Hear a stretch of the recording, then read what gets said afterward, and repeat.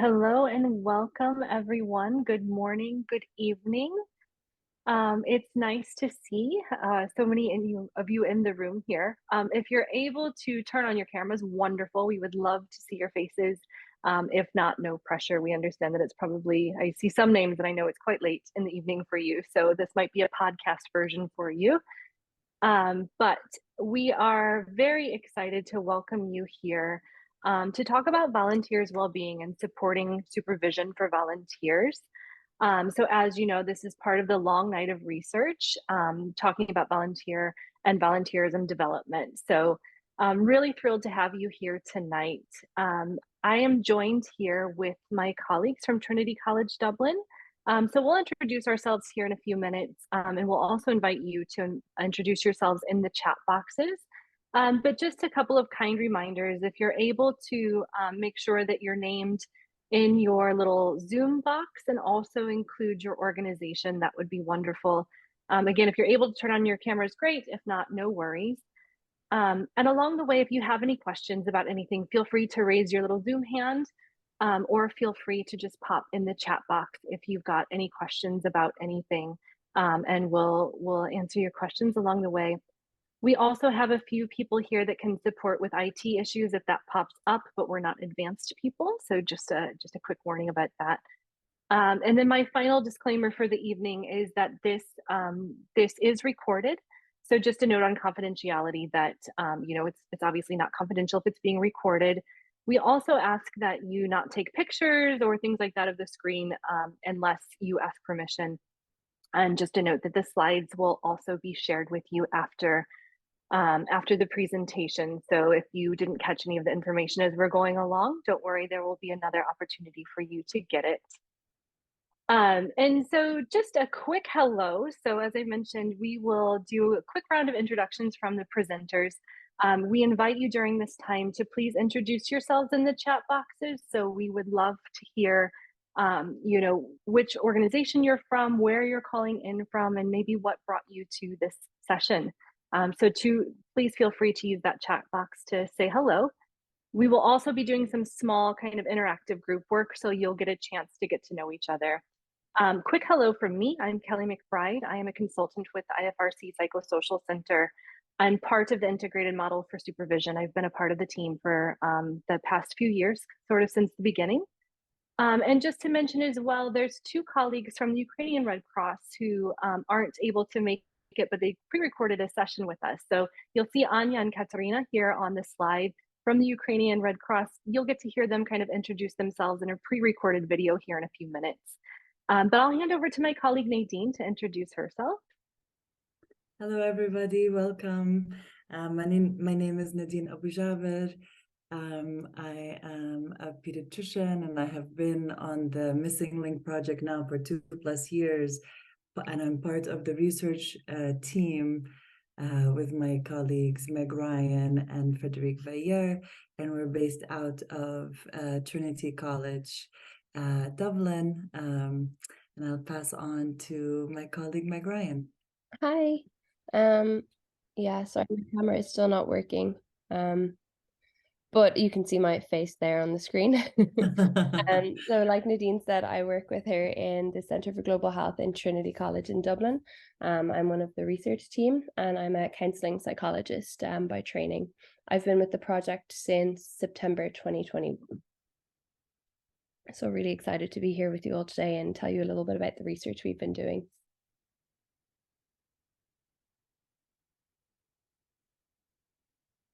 Oh, I think you're on mute, Kelly. I think, Kelly, you're on mute. I'm just having a little chat with myself over here.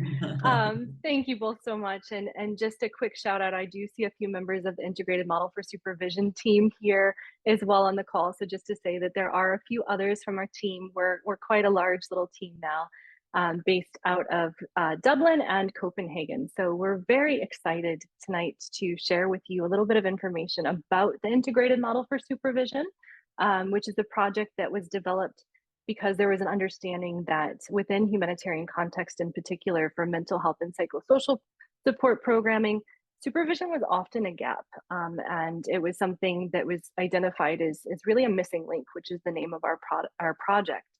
So a quick overview of what we will be talking about this evening or this morning, depending on your time zone.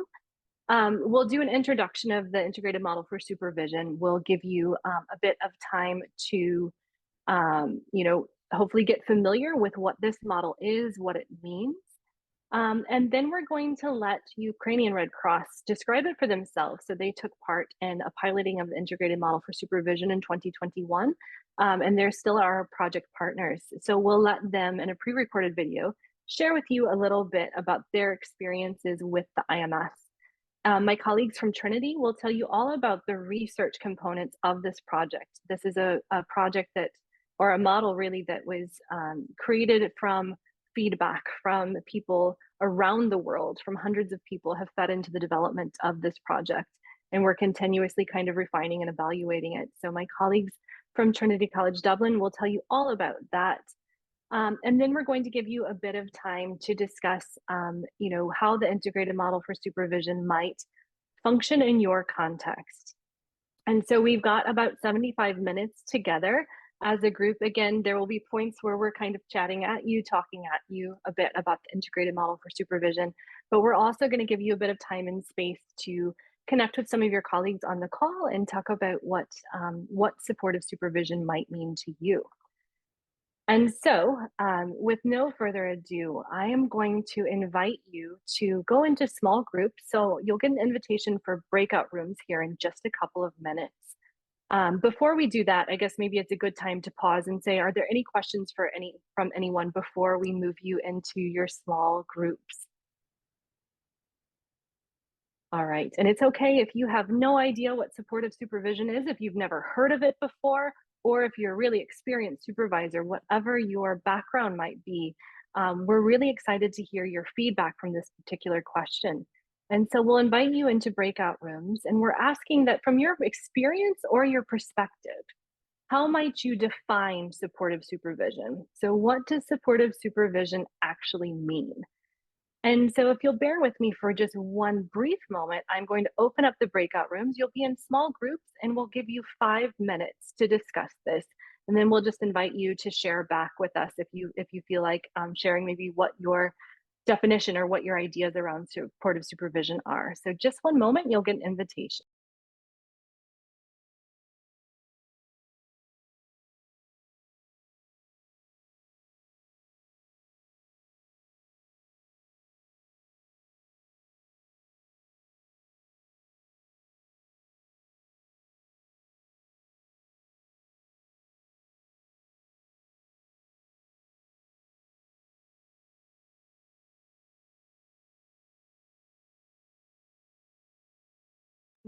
So if you're just joining us, we're doing a small group activity where we're discussing what supportive supervision might mean or what it could be. And again, don't worry about the perfect definition, but you should be receiving an invitation to join a breakout room. And if you're having any troubles with that, just give us a shout.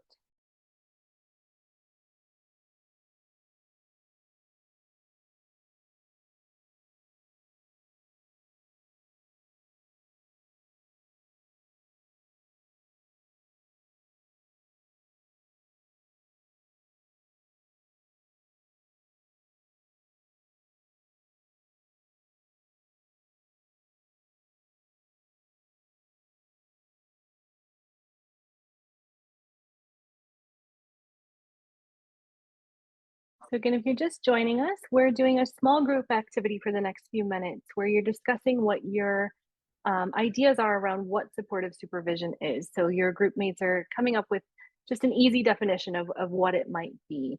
So you'll receive an invitation for a breakout room if you're just joining us, and you can jump in with your colleagues.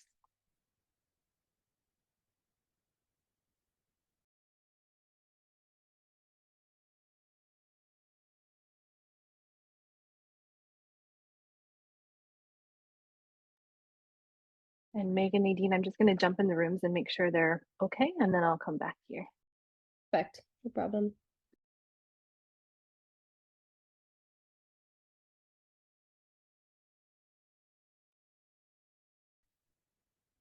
Actually, I lied. That'll bugger up the screen sharing. So I'm gonna assign each of you to a room if you don't mind just peeking in and making sure they're okay.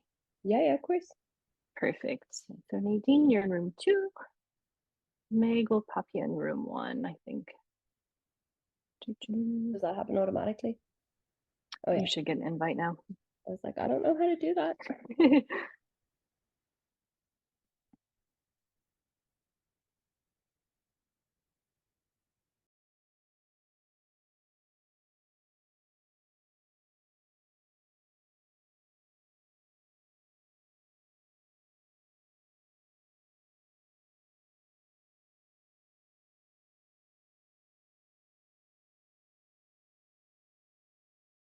It's going well.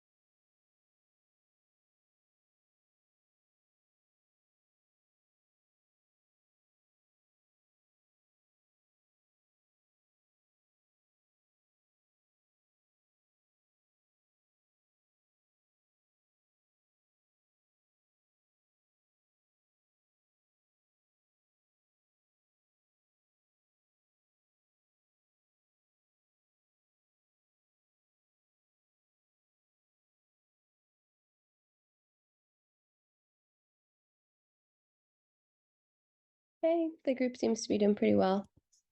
Awesome. Thank I didn't know if you. you wanted me to stay in there or just to kind of check in on them and then report back. No, just to make sure they were Okay. that they were okay. That's great. Yeah. No, they seem to have a very comprehensive definition. Fabulous. Good.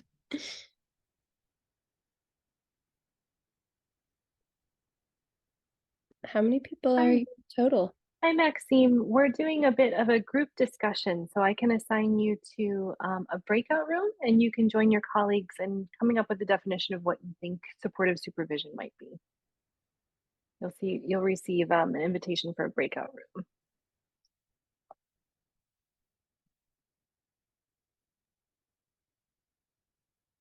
Okay, what was that, Meg? I was just wondering how many people are here in total. I can only see the participants in this room right now. I think there's 11 total from what I can see on mine. As soon as we said we're going to do small group work, I noticed a bunch of people dropped. Oh, really? That's funny. I do that too, to be fair. Yeah, no, it's understandable. But yeah, that's funny. Maybe they'll come back.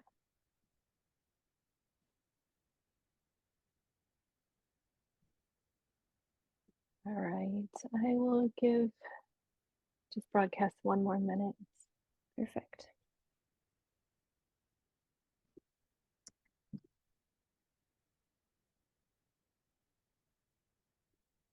I keep turning my camera. All I see is blackness. Yeah. Black like my soul. It's a shame. I was hoping to get a catch of a cat or a dog. The dog is very much asleep. The cats are prowling around. You're like, yay, mama's up. Yeah. How can we disturb her? Literally, yeah. They've been sleeping all day, so now it's time for them to do some mischief. Aww. My cat's very annoyed because there's many more people around, so his nap time has been reduced from like 18 hours a day to like 4. He's not impressed. Oh, did you brought him over? Of course, yeah. Yeah, he's in America now. What's that? How did he find the journey? He didn't love it, but he did pretty good. I was a little afraid at first. He got really freaked out when he first started flying, and I thought I was going to kill him. Like I thought he was going to have a little kitty heart attack, but then he sort of settled in and he was fine. He didn't love it, but he was okay. Yeah, that's tough. Poor baby. I vowed never to do that to him again. It's great that you can, though, right? That you can bring him with you. Yeah, he's my baby. It's his third international flight, bless his heart. Wow. He flew from Jordan to America, America to Denmark, Denmark to America. Go, that's amazing. He's more traveled than a lot of Americans. Oh, sorry. My dog's All right, barking. I'm gonna go ahead and close the rooms, and then I think Okay, that gives them perfect. 60 seconds. Great.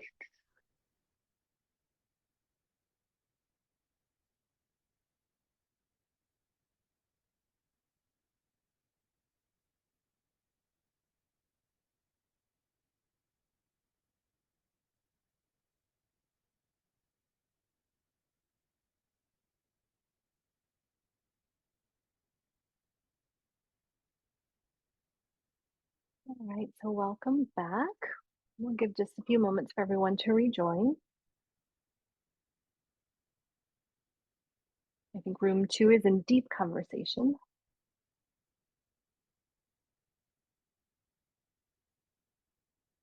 Hi, Nadine, welcome back. I wasn't sure if I stay in the session. I didn't want to interrupt people. They No had some worries. really nice points. Great, can't wait to hear. Looks like we're just about here. So welcome back, everyone.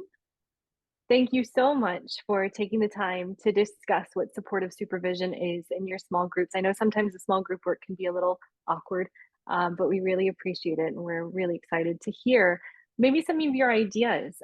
So I'd like to invite, if we have a volunteer from each group, perhaps to share back what you came up with, about a definition for supportive supervision or what it means.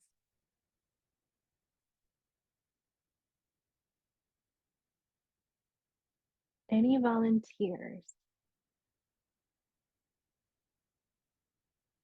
Maybe I'll ask Mira, I see you. I don't know if your group, if anyone would like to share back with us.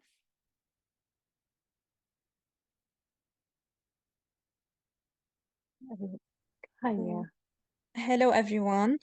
So basically, in our group, none of us were introduced before to this term. However, according to our understanding, basically, we concluded that it could be a set of skills that should be acquired by the supervisor in order to support the team or the team of volunteers or staff they are leading. These skills could include being empathetic with the teams, supporting them. Yes, actually, that's basically. I don't know if anyone from the team would like to add anything.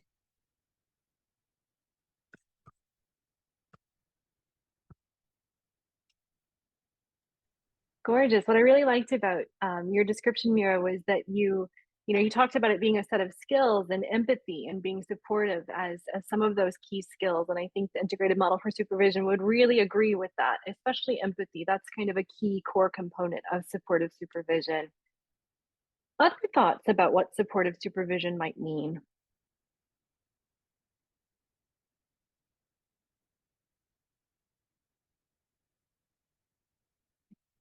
I think we're feeling a bit shy, perhaps.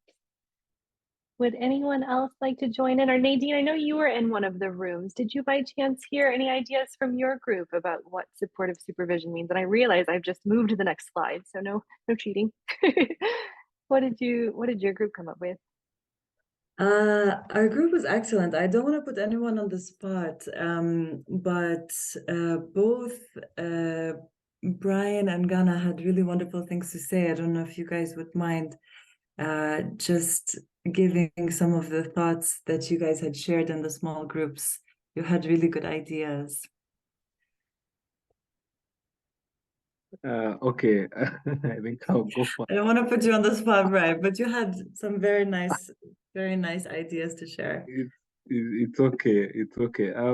Basically, in my own understanding, I think this is like maybe a process where you find you're overseeing teams, but then your role is maybe to ensure that all the necessary attributes are in place to ensure that the team can do their task well.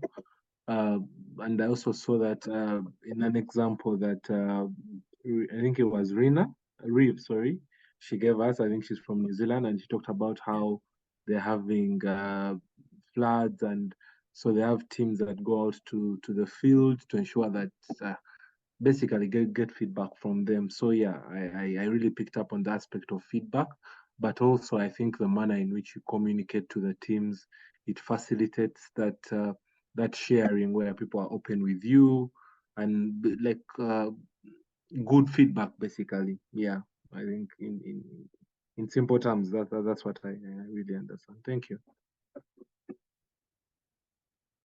Great. And sorry, my slide keeps moving forward every time I try to unmute. Brian, thank you so much for sharing that. So I love this idea about it being a process and one that involves giving and receiving feedback and that open communication. I think you're hitting on some really important points there. And Ghana, did you have anything that you wanted to add in there? No worries if not. Or if anyone would like to share in the chat box as well, if you don't feel like talking. All right, so go ahead. Good evening. Yeah. In addition to the skill set and to the process as such, I think it's also can be defined as a space, and safety is a very critical word in here. And safety in the sense that it enables the learning process and competency development process, and which is continuous.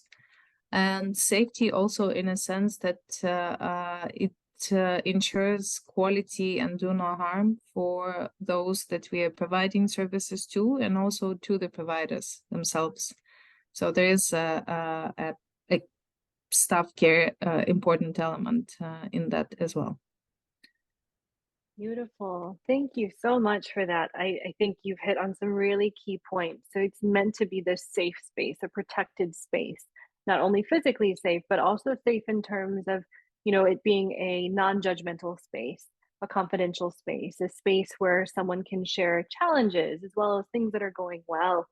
And that helps to facilitate this idea of continuous learning, as you mentioned, the quality of the interventions being done, and ultimately this idea of doing no harm. You guys all had beautiful, brilliant ideas around what supportive supervision is, and the integrated model for supervision would, I think, agree with you on a lot of the key points. So up on the screen, you'll see our kind of lengthy definition for what supportive supervision is. I'll just kind of read it out loud to you. And you'll notice that a lot of the terms that you shared are we very much agree with the integrated model for supervision. So supportive supervision is a safe, supportive, confidential, and collaborative relationship between a supervisor and a supervisee or supervisees. So it can happen individually or group, where supervisees can voice their difficulties, discuss challenges, and be recognized for their successes, receiving constructive feedback and emotional support, and building technical skills and capacity. Supportive supervision is a cross-cutting set of principles that can be applied to various types of supervision used in mental health and psychosocial support work across sectors, such as clinical or technical approaches. And you'll see this diagram off to the side, this circle with the three quadrants. And these are the three kind of main components of supportive supervision. So it's about building skills, it's about providing emotional support, and it's about monitoring intervention fidelity.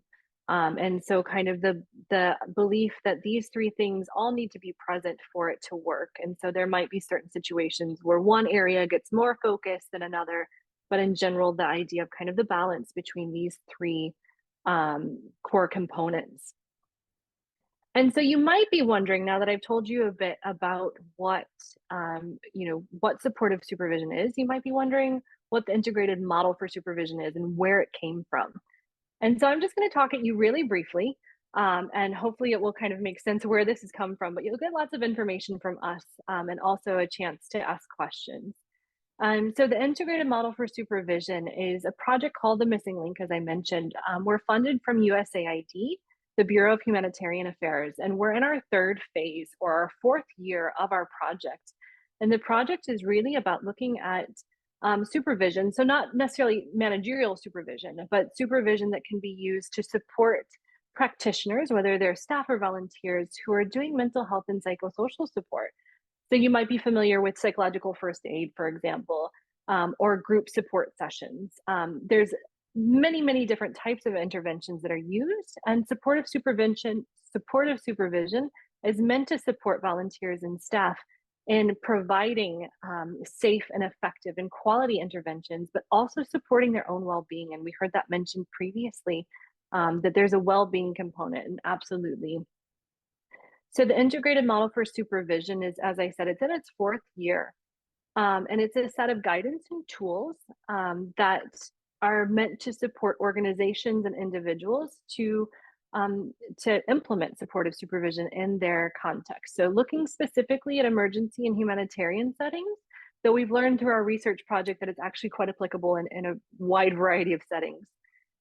This model is the result of extensive consultation. So I mentioned before that hundreds of people have participated, whether through key informant interviews, through workshops, through Delphi studies. My colleagues are going to talk a lot more about this in a few minutes, but it's not something that's come out of thin air. It's really come from really careful and deliberate consultation with people who will be using it. We also have an advisory group made up of just wonderful experts across the globe in mental health and psychosocial support. And we've piloted the model.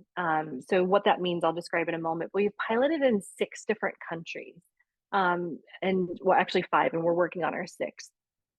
The integrated model for supervision consists of a handbook, which is really a resource guide. That's that big blue one right there. And that is meant to be a handbook for organizations. So both organizations, supervisors, or future supervisors, and supervisees to use. And it's really everything you'd ever want to know about supervision, considerations for organizations to set it up effectively, tools and tips for supervisors and supervisees. So lots of good information in there. And then we have 2 accompanying tools to go along with it, a monitoring and evaluation guide. So supporting organizations to define what success means to them for supervision, and supporting them to evaluate the impacts of supervision on their MHPSS interventions and programs. In addition, we have a cultural adaptation guide. So the IMS, the integrated model for supervision, is not intended to be a one-size-fits-all. It's meant to be a resource and a guide that's meant to be adapted to fit your organizational context as well as your environment. So whatever country, whatever language, whatever cultural considerations need to be taken in order to make it work for you. So those are the key resources of the integrated model for supervision. There's some key components. So I mentioned before the definition, and you guys did such a great job of brainstorming the key ideas. But the kind of vision behind the integrated model for supervision is that we're moving towards a space where supportive supervision is available to anyone, everyone who is implementing mental health and psychosocial support. So we've defined kind of a gold standard of, what's the best supervision, but generally speaking, we hope that we'll start to see more peer supervision, more individual supervision, more group supervision. Depending on what your context, your resources, your environment, we're going to see more practices of that to ultimately support volunteers in the work that they're doing, and to support staff in the work that they're doing, and to support their well-being. The 3 core functions, we saw that earlier in that circle graph. So that's building skills, that's emotional support, and that's monitoring intervention fidelity. That's another key component of the IMS. This idea of supervision for everyone, as I mentioned. So if you're implementing mental health and psychosocial support, no matter what sector you're doing it in, health, child protection, WASH, whatever it might be, we're hoping that you have access to supervision either with peers or with a supervisor or in a group or individual to help support you in the work that you're doing. And we also believe in the apprenticeship model, which is an idea that after training, for example, that there's follow-up supervision to help integrate the skills that are learned, and that kind of everyone at every layer, the most skilled practitioners and volunteers, as well as those who are just getting started, that everybody has access to supervision. So there's tons more information about this. We'll share our website with you. We'll also, of course, be available for questions.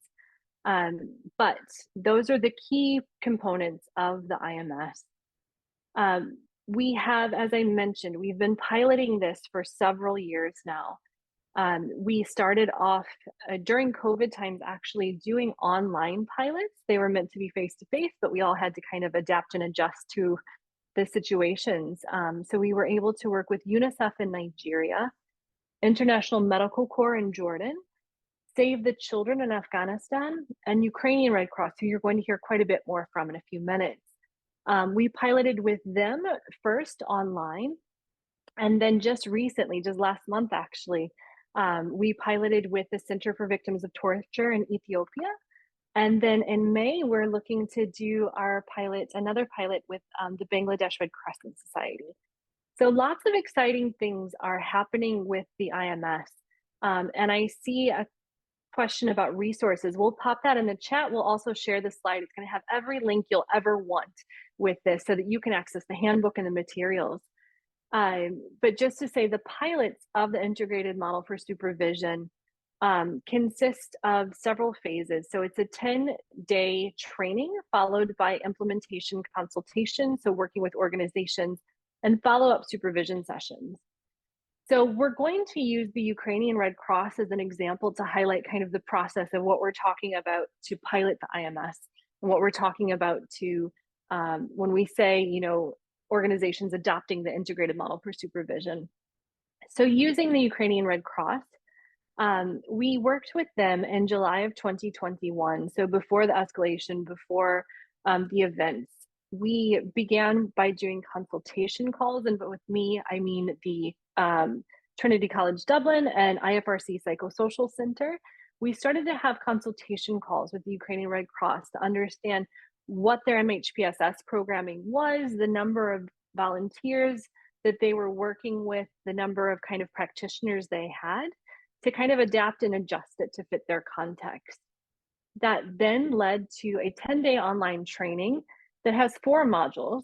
So the first day is with leadership and management. The next 5 days are for supervisors and future supervisors. 2 days, or the next days, are for supervisees. And then after that, we have a final module that is for supervisors as well as leadership and management to develop their own roadmap for how they want to integrate the model. So about adapting and adjusting it to make it their own. And then, as I mentioned, a key component of the IMS is that we don't just give trainings and then walk away. So we were there, and we're still there, providing follow-up supervision and implementation consultation. And so the supervision takes place in individual and group formats, primarily group once the pilot ended, and then we've shifted to kind of ad hoc individual sessions with focal points and things like that to help support them in integrating the IMS. And so I think that's enough of me telling you about what that process was. I think it's probably much more interesting for you to hear from our colleagues at the Ukrainian Red Cross about their experience with the model. I'm very sorry, you're going to have to listen to me a little bit more because I was having the chat with them. This recording is about 11 minutes long. And again, it was pre-recorded with Anya and Katya, and they're telling us about their experience in the pilot and the aftermath. So what happened with implementation directly after, but also since the events that are occurring in Ukraine, they're kind of updating us. So I'll go ahead and play this recording. After that, I'll hand over to my colleagues at Trinity, and they're going to tell you lots and lots about the research components of this model. So we'll go ahead and press play here. All right, so it's so wonderful to have you both here to talk about the integrated model for supervision. So to get us going, if you don't mind just briefly introducing yourselves. And so maybe Anna, I'll start with you if you'd like to just tell us a little bit about who you are and your role, and then over to you, Katya.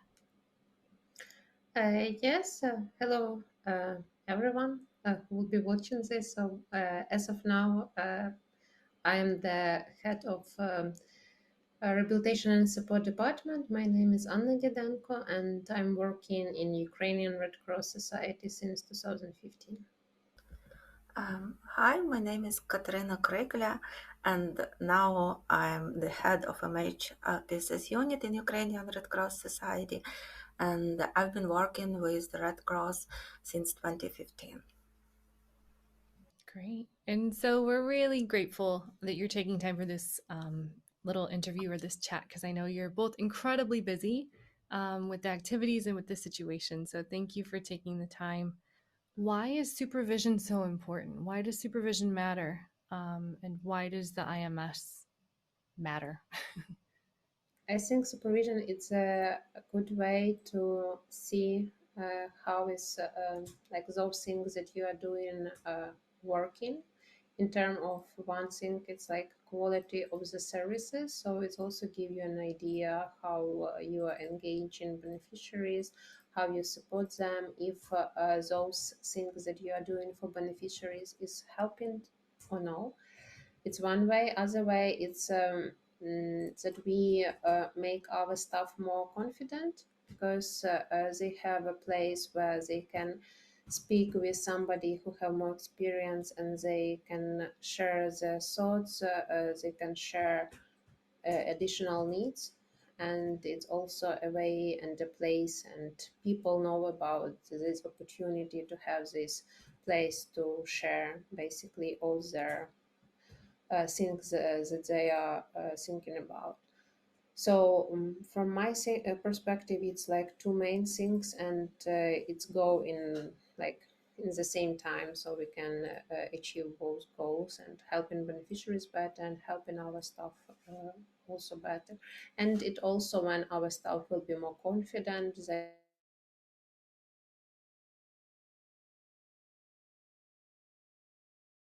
I can agree with everything Anya said, and just want to add that for me, supervision is also about support, and there is also about safe environment where people can receive some, let's say, feedback about their strengths, and also discover more the things they might develop and the way how they could develop some like their things to do. And it makes difference. It makes difference when people can feel this support through safe environment, when someone says to them about their strengths, and when someone encourages them to look forward for some like other ways of managing, or what additional things they may use. And for me, it's matter. It's really matter. I think in general in Red Crescent there is a need for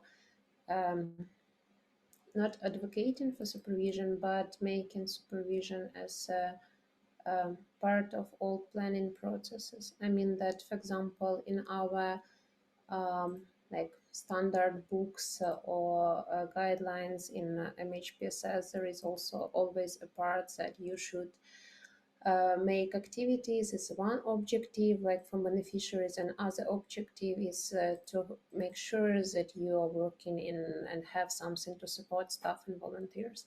But it's always very like broad thing, and it will be good if we can add as like obligatory thing also to include supervision as well, to as part, for example, of planning of activities or like implementing of activities, or as part of caring for staff and volunteers, as something that should be included no matter what program you are implementing. Because for example, if we take into consideration WHO standards or activities like standard one as stress management plus self-help plus, or image gap or any other interventions, supervision is one of the things, core things that should be in place, and you cannot implement activities if supervision is not in place. And maybe because of most activities of the Red Cross, Red Crescent is on like lower layers of the pyramid, is not obligatory, I don't know. But I think this structuring of activities as well as adding a supervision component as obligatory can help us also to make our activities more valuable and qualitative, and to be like one of the main like key stakeholder in this field, because otherwise it's quite hard to not work but advocate, for example, for Red Cross, Red Crescent movement activities if we compare it for, I'm speaking about MHPSS part, if we compare it, for example, with WHO or other organizations, because usually supervision is like main part that should be in place, and we should advocate also for the donors that supervision should be there, but also advocating that if supervision is there, we need additional staff and resources who will do this. So you've described a little bit some of the maybe difficulties or the challenges, and now you've had, you had the training in 2021. You had a bit of time to reflect afterwards and to think about, how you'd like to use it, maybe some of the challenges, things like that. And now that we have, fast forwarded to this period of time, I'm curious if you see supervision or the IMS being a part of your future programming, being a part of Ukrainian Red Cross and your MHPSS activities, or if it's, if it's not really fit for purpose for you.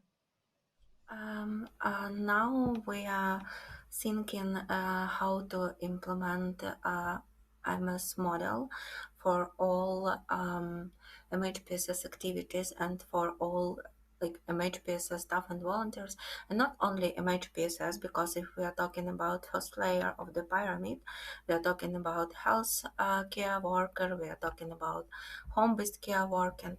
So we have a bit ambitious goal now to set up supervision system for all people who are working at all the layers of the pyramid.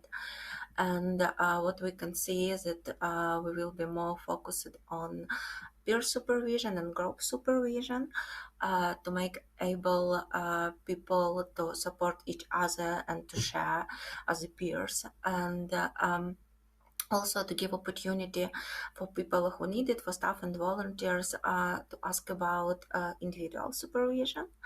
And the idea is that we are going to follow accordingly to the layers of the pyramid. So we would like to offer peer supervision for staff and volunteers who are working at first layer, and then group supervision for staff and volunteers who are working at second layer, and also give opportunity to have individual and group supervision as well as live supervision for psychologists who are working at third layer, to ensure this step-by-step approach and like equal access to the supervisory support. I would say that supervision is not so challenging as it seems at the beginning. That is incredibly valuable. So yeah, I think that was a common experience in the beginning when we started this journey together. I think it felt a bit overwhelming, but that's great to hear from the practitioner perspective that it's not that hard. Can I add, sorry, that if I will speak about challenges, that it's not challenging. Like in 2021, we have 3 people working. Now we have 14 people working in the same direction. For sure, we have more needs and more things that we are doing. If we compare with 2021, I think it not even doubled. It's we have maybe 3 or 4 times more work if we compare to 2021. But still, even if it's like not so complicated, you cannot do it with like 1, 2, 3 people in place. And now, for example, we are thinking that we will have 5 people in our like technical team who is more who will do supervision depending on request, like it's like depend on health, or it's like community-based PSS, or it's like integrating with home-based care or so on, or emergency response. But it's like 5 people whose responsibilities, one of the responsibilities will be also providing some kind of like supervision system or working in development of this system. So still it's a lot of human resources in order to implement it, and it will be like small parts that will be implemented. I think it's really interesting the journey you've been on, because I think one of the things the model, integrated model for supervision, talks about is this idea of progress towards best practice and using what resources you have. And so in the beginning, you had very few resources. And it's really interesting to see how this journey has progressed, and now you've got more resources, both human and financial. So I can't wait to continue to watch this journey and see how it develops and see what lessons you take from it and what you're able to share with the rest of us, because you're really you're the leaders in this. You took the time to engage and do the training, the long training online, and the follow-up supervision and the consultations and things like that. So I think it's really wonderful that you're able to share these lessons with all of us, and we're really grateful for your time. I know that you're both incredibly, incredibly busy. So I just wanted to say, thank you on behalf of all of us for sharing your experiences with us. And yeah, I think that's all for now.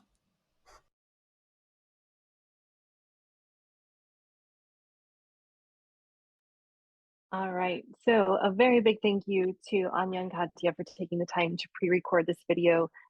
It's the middle of the night for them, so we didn't want them to have to stay awake to do this, this session with us. But yeah, just a big thank you to them and for sharing their experiences. I'm going to hand over now, in the interest of time, we've got about 30 minutes left. I'm going to hand over directly to my colleagues at Trinity so that they can talk to you about the research components of the IMS. And I'll keep an eye on these chat boxes here as well and try to answer your questions in the chat, but know that we'll also leave a bit of time towards the end to answer your questions. So over to you, Meg and Nadine. Whoops. Thank you, Kelly. That's great. Thank you, Kelly. So Meg and I will give you guys information and take you through our research process and phases, show you guys the research tools that we've used during this Missing Link project, share some initial results and some of our publications and how we've been disseminating the research. And so to start off, in terms of our research process, so the IMS is really based on a participatory action research approach. What that means is that researchers, partner organizations, and participants are really working hand in hand to understand a certain situation and try to change it for the better. And so we've been working very closely with our partner organizations and our participants, and the data that we've been collecting has been directly fed back into the IMS to ensure that it's continuously improving. And so far, as Kelly already talked about, we've had 3 phases for the Missing Link project. And I'll take you through our phases just to give you guys an idea of what went into the development of this project. And so phase 1 was really about creating the IMS handbook and supplementary materials. Despite the evidence that supportive supervision is really key for staff well-being, motivation, retention, and ultimately quality of healthcare service delivery, we've found that there were no standardized guidelines for supportive supervision. So our first step was to create these standardized guidelines. And so that was multiple research processes that went into that. And so the first was a desk review. And what that means is we examined all the available evidence to help us answer the question, what is supportive supervision for the delivery of MHPSS in humanitarian settings? We then used a Delphi study, which is basically building consensus. So in this case, we basically asked 48 experts in the field to agree or disagree about key components of supportive supervision, hopefully with the hope of building a consensus for what should be included within the IMS. We also conducted, sorry, that just jumped ahead, but we conducted qualitative interviews with 26 participants, again, asking them, and these participants were MHPSS stakeholders, experts in the field, who had experience, Thanks. Who have had experience with supportive supervision, about what we should include, what are the essential parts to include in the IMS. And then we conducted a scoping review, which basically we reviewed over 3,000 research articles, ultimately analyzed 11 for what is empirically supported features of supportive supervision currently being used in humanitarian settings. And so we compiled all of this data to create version 1 of the IMS.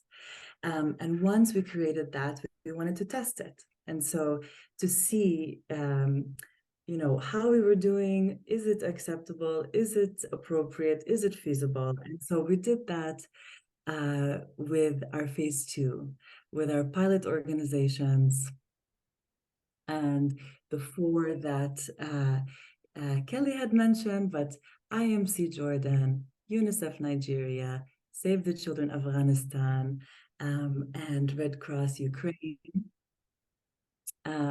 And from the research standpoint, the way the pilot worked is that, as Kelly described, we did the IMS training, but we used a mixed methods modality. So we used survey data, and it was repeated time measure design, basically. So we had baseline information for each participant, then post-training 1 month, 6 months, and 12 months. And we also complemented that with qualitative interviews at 1 month, 6 months, and 12 months. And so we've just happily published our 1 month paper, which we will share the publications that we've done in the next few slides. And we're currently working on the 6 and 12 month follow-up. We've also been working on a case study, and so what that for us was trying to describe the implementation of the IMS in acute humanitarian context, and using the case study of 2 contexts where they had acute humanitarian emergencies erupt right after the IMS training sessions. So that was in Afghanistan and our colleagues in Ukraine. And so we're working on that paper and hoping to submit for publication soon. And then we have just submitted for publication gender considerations. So really evaluating what are the gender considerations in supportive supervision, and then incorporating that into the IMS to make it as gender inclusive and transformative as possible. Great, thank you, Nadine. I might take you guys through some of the kind of initial results that we have. If you want to pop to the next slide, Kelly, thank you. So like Nadine mentioned, we're doing a mixed method study, so we're taking quantitative and qualitative data. Unfortunately, as often happens in research, trying to get, follow-up information from people, especially when a lot of the participants we're working with are kind of experiencing ongoing and active humanitarian emergencies, getting that follow-up data can be difficult. So it's been sometimes challenging to get follow-up survey data from people, but the real strength of our research, I think, really has been the qualitative interviews. We've gotten really rich data from people, and people have been really, really generous with their time, meeting us, multiple times to give us really in-depth interviews. So I'll talk a lot more about the interviews in a minute, but just to kind of talk about some of the trends that we have seen in our quantitative data so far. It's all looking very good. It's all going in the right direction. So we'll kind of talk in more depth in a minute about what the particular measures that we're using are. But so far, from what we've seen with our pilot participants, is that going through the process of the IMS training has really improved their knowledge around supervision. It's improved their confidence in administering supervision. And it started to really reduce some of the symptoms of secondary traumatic stress and burnout, which is really important because rates of those things are very high for people working in the field, as you all know. So we're getting very promising kind of data from our quantitative measures that we're using. And our qualitative data then, I suppose, the quantitative is showing us that the IMS is working, and then the qualitative piece is really telling us how it's working and why it's working for people. So if you want to pop to the next slide, Kelly, thank you. Like I said, people have been very generous with their time, especially our colleagues in Ukraine who have been, really generous in giving us these interviews while they're going through a lot of difficulty at the moment. And it's been really, really helpful for us to see feedback from them and how they've been using the IMS in an ongoing humanitarian situation, because that was really the goal of the IMS, was that it was flexible enough to be able to be used in any kind of situation, and that people can really adapt it to the needs of their organizations. So one of the things we ask people at the beginning of the interviews we do with them is what the supervision kind of structure in their organization looks like at the moment. So is there any supervision structure? What's their understanding of that? And trying to get kind of a sense, I suppose, of what some of the barriers or facilitators for supervision in their organization is. So what we found out from our colleagues in Ukraine was that there was a real gap there when it came to supportive supervision for their organization. A lot of the time, supervision kind of focused on managerial kind of aspects of the work rather than that emotional support piece that's so important that you all mentioned at the beginning. There were kind of ad hoc supervision processes happening, so it wasn't kind of regular, it wasn't structured, it wasn't built into the kind of working week and working day of our participants, which I think is really important. It's very important to know in advance that this support is going to be there and that you can kind of rely on it and know that it's happening. So that was a real difficulty as well. And kind of tools for monitoring supervision and administering supervision, there was no kind of standardized set of tools that were being used. So supervision looked quite different in the organization based on who was doing it. So that was a real gap. And because of that gap, our participants were really saying that the organization wasn't able to support people as best it could because it didn't really know what the challenges were that they were facing. So without a kind of supportive supervision structure happening, we're not sure what people need. We're not sure where they're struggling. We're not sure where their strengths or their vulnerabilities lie in the work. So having a structure like that in place is really important. When we did do the IMS training, then the feedback that we got from the 1 month interview, so this is only kind of 1 month in, was that already there was a big impact from having undergone the IMS training and having kind of been exposed to supportive supervision practices. So some of the participants were saying, I really appreciate you starting this process, that they really wanted to kind of create some protocols and some systems and put things in place to build supportive supervision within their organization. So the feedback from participants was that this is something we really want, and this is something that is starting to really fill that gap for us. The kind of feedback that we got was that the handbook was clear, it was easy to use, that people felt it was very appropriate and acceptable for use in their organization, and people felt that it worked very well. I think the main thing really that we're getting from people is around that piece of emotional support, that it gives people the language to talk about the challenges they face in the work and the opportunity to do so. It really normalizes the experience for people, and it makes it okay for them to talk about challenging experiences without feeling like they might be reprimanded or that they might get in trouble in some way. That actually it invites that in and invites them to talk about that part of the work, which I think is really, really valuable. If you want to just go to the next slide as well, thank you so much. So I suppose ultimately people were saying that the IMS training and the handbook, it really kind of fit for them. It was a good fit for their organization, and it really was helping them to know how to provide better support for their colleagues and for their peers.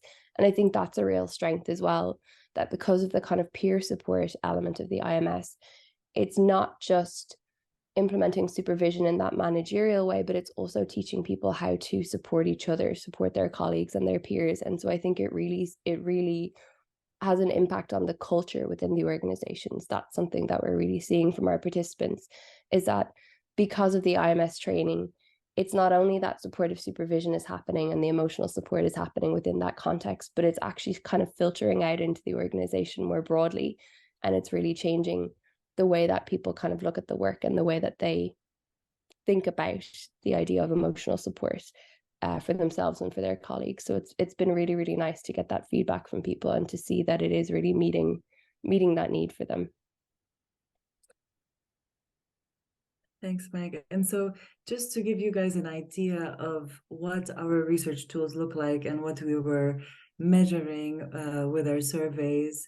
And so we used several scales, including intention to leave, and trying to, as a proxy measure of retention and staff retention, general self-efficacy, burnout, knowledge, confidence, perceived supervision, secondary traumatic stress, and then looking at, is the IMS acceptable, appropriate, and feasible for the context? And like I said, we did those baseline, post-training, 1 month, 6 months, and 12 months to get longitudinal data. And then our qualitative interviews was really looking at the how, as Meg mentioned. And so really delving deep into initially, what's the baseline organizational structure for supportive supervision? What is the participant's experience with supportive supervision before engaging in the IMS training? And then since doing the training, has the IMS handbook been implemented? If so, what's the evidence for that? Is the organization making use of the handbook and the supplemental resources? If so, what's the feedback been for that? And then, like I had mentioned earlier, is it acceptable, appropriate, and feasible? The goal for our research is really to make it as acceptable, appropriate, and feasible for implementation across a variety of contexts globally. So these are some of our research publications. So all of these are available online if you look up the kind of the titles, if you Google the IMS, but we can also share the papers with you as well as PDFs if you like. So Nadine spoke earlier about the scoping review and the Delphi study that we did as part of phase 1 to kind of build up the evidence base for the IMS and kind of develop the first version. So they're the 2 papers on the top there, and that qualitative piece as well around the interviews with the stakeholders. And then the other paper is our very recently published paper, which is the 1-month follow-up data from our pilot sites. So you can kind of get a little bit more of an in-depth look at some of the feedback from participants after the IMS training, in addition to the quotes that we shared with you earlier. So if you'd like to check out that paper, it gives a good idea of people's kind of initial reactions to the training, and all of the feedback that we were able to collect from them. We've also been disseminating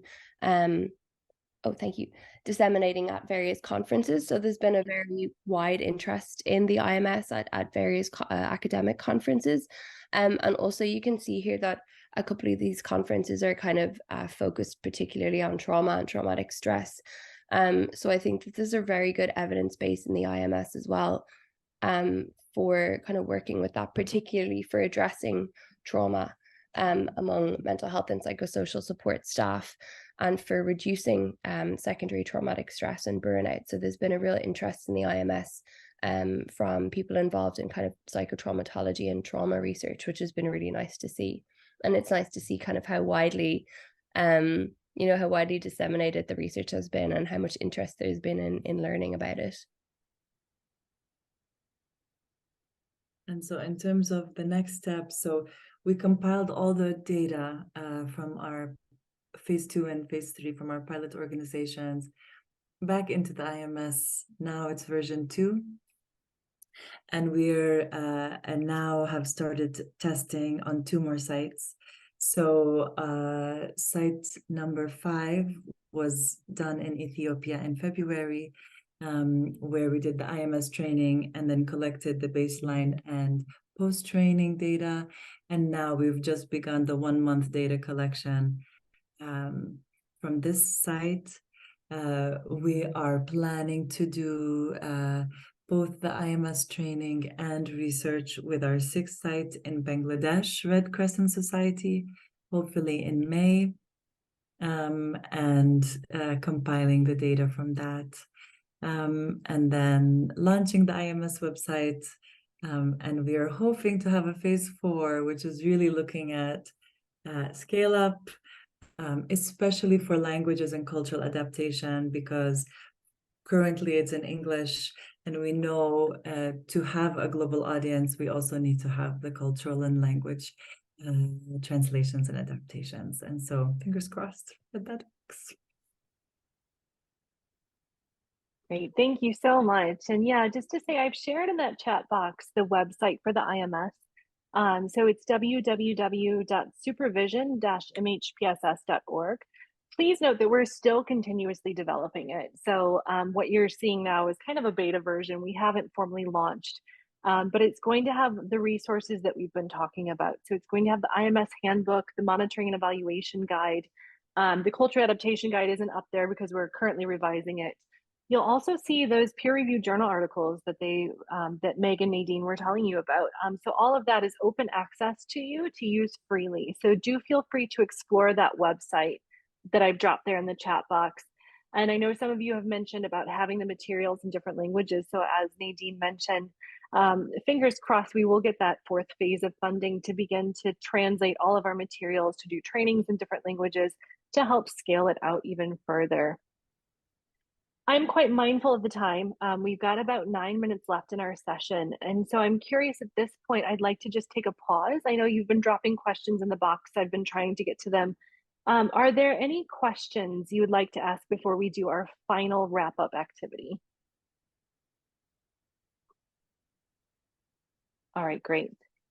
So we are going to invite you back into your small groups now to talk about the IMS in your context. So take a moment to talk about if supportive supervision plays a role in your current context, your current national society, and how you might see the integrated model for supervision fitting within your national society. So again, we're just going to do 5 minutes in these small groups.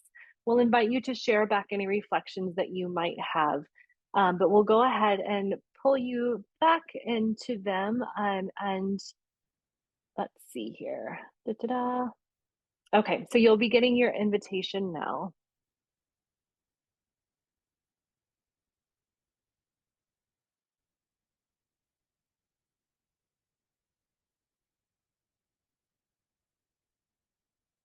And I see that I've made a small mistake, so some of you don't have an invitation. I'm sorting that out as we speak. Hi. Welcome back. Very sorry. I know that that was probably too short for you to really be able to share very much with your groups. I'm mindful of time. We've got about 2 minutes left, so I'm wondering if maybe 1 or 2 people might like to share how they envision maybe the IMS in their environment.